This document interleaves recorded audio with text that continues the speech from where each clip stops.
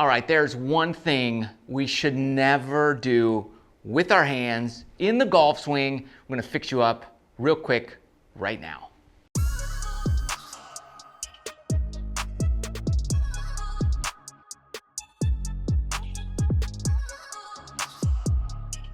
Okay, what do we not want to do with our hands in the golf swing? It's pretty simple, and you probably already know this. And what I'm going to do is also give you 3 things you can do to help fix it. So stick around. My favorite one's the last one, so you're going to love it. It's really going to get you fixed up. You cannot rotate the face open. Don't ever do that. Whenever they say point the toe in the air, run for your life, okay? Because what happens is you start rotating that toe up, your hands are not magically gonna stop rotating all of a sudden. Is that you're gonna rotate and then stop rotating? No, once you start, you're gonna keep going way too much, and that's exactly what happens, right? And if I no rotate at all, look, that toe is still pretty much in the air, and it actually matches my spine angle, the face. So that's what you want. And I didn't rotate, I just turned my body. So rotating your hands open is a full-on myth that will get you way out of line and hit horrible shots for the rest of your life. Because then as you rotate, you're gonna keep rotating because you can't just magically stop, all right? And you're gonna get up here and you're either gonna be in the worst laid off cupped wrist position in the history of life, and unless you hit like 40 million balls doing this, you're never gonna have any consistency. And also, as you take that club back, it's so easy to just bring it back way in here and keep it as like lower than any human being in the history of the world. And then you only have one option from this point forward, and that big over the top move. If you don't rotate your hands, that stuff won't happen. But we were taught somewhere down the line that, hey, the first move, even training devices forced you to do this, some of them, they force you to start opening that face.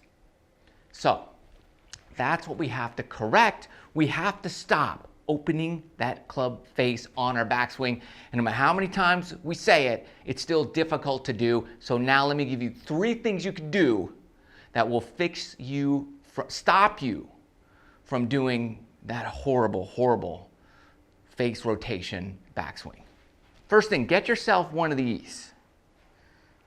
Borrow one. Whatever. All right. So all I'm going to do is I'm just going to put this behind me here. All right. It's different distances for everybody, but it's roughly behind me, not straight. That would be straight back from my ball. That's not where I want it. I want it inside. So if I put the basket right in the middle, then I move it 1 basket in right there. That's for me about right. Okay. Now, if I rotate the handle open, I'm going to kind of hit that right there, so I don't want to do that. So this is forcing me to keep the club head out there, okay, as I take it back, and my hands inside. If I rotate, you could see the club head gets back here and my hands get out here. That's the opposite of what we want. We want this, not this. Okay, so this little thing is perfect. It just keeps you here, and I didn't rotate. And so I just want to go here and just practice little shots from that position right there. And I'm just hitting these little knockdown shots, really practicing everything here in this critical zone, okay? From here to here, that's just the critical zone, as far as I'm concerned. If that's all you ever practiced, you would be a great player, because this is where is important. The rest of it's not so important. You can save yourself if you're in bad positions up there, but you cannot save yourself if you're in poor positions in this critical zone. And you could hit some pretty good shots like this. Now, for some people, they don't like this drill, and I get it because it kind of encourages you to slowly kind of come over top of it because you don't want to hit the basket. And ideally, we really want to be here and then come back slightly from the inside, but the basket's in the way. So some people don't like doing this drill because it's difficult to get that little bit inside feeling and miss the basket at the same time. So I've got a second drill in case this one doesn't do it for you, right? There's not one shoe fits everybody. Everybody's a little different. get your whippy alignment stick right here, okay? These are some of the greatest teaching practice aids you can get.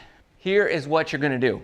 You're going to put your alignment stick on the left side of your body, of your club, and just grab it, okay?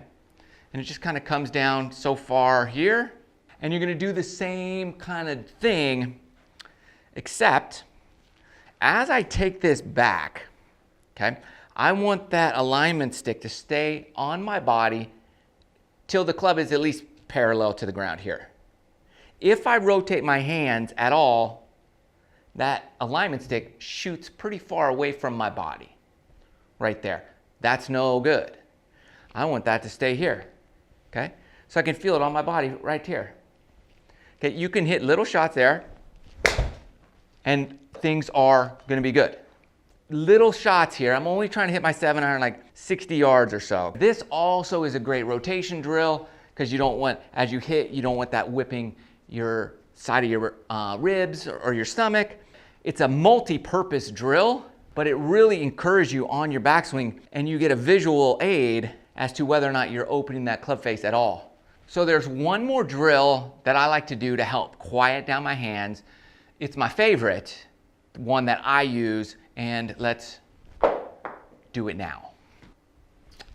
All right, here's my favorite drill. Oh, and if you're not subscribed to the channel, please make sure you do that and hit the bell notification so you are notified every time a new video comes out. Appreciate it. All right, here's my favorite drill in the history of drills. All right, this is the one I go to all the time. I just put, this is a little dodgeball. These are cheap, cost nothing. I should totally sell these with like my logo on them, huh? Maybe I will. All right, anyways, so I just put this right between my arms right here, right there, okay? And then everything's cool. Now, if I rotate my hands, okay, I can really feel it in my forearms here because that ball starts moving. I can feel my forearm rotation is way too much.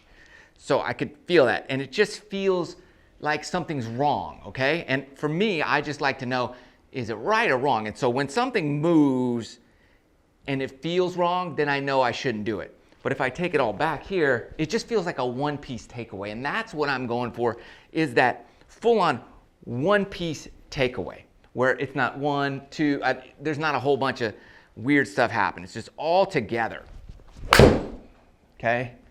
And I'm feeling that my forearms are pushing in because they're trying to hold this ball in there, okay? And it just really connects your shoulders, your forearms all together, and it helps eliminate your hands from doing their own thing.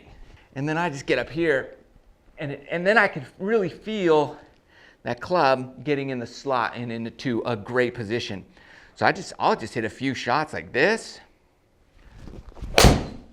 and just get used to the feeling. And then, after I've got it kind of dialed in, for me, you do those drills, then you do it without the training aids, and you see, oh man, that feels good. All of a sudden, things are connected, they're working together.